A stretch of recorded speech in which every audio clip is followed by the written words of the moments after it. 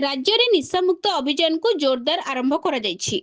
जंकिया थाना रे सचेतनता कार्यक्रम राज्य को निशामुक्त करने लक्ष्य रे राज्य पुलिस महानिदेशकों पक्षरु आज निशामुक्त अभियान शुभारंभ करा जायछि। वीडियो कॉन्फ्रेंस माध्यम राज्य स्तरीय कार्यक्रम सह खोर्धा जिलार जंकिया थाना मध्य जोड़ी होइतिला। निशा शक्ति जोगु युवपीढ़ी विपदगामी होउतिबा सह आईन श्रृंखला परिस्थिति उपरे एहार कुप्रभाव पड़ुथिबारु समाजर समस्त वर्ग को एही अभियान में सामिल हेबाकू आह्वान करा जायछि। जंकिया थाना परिसर में आयोजित यह कार्यक्रम में थाना अधिकारी थिबा 70टी ग्राम पंचायत लोकप्रतिनिधि समाजसेवी और शिक्षाविद माने जोग दे निशामुक्त समाज गठन पाई समस्तक सहयोगर आवश्यकता उपरे मत रखिथिले।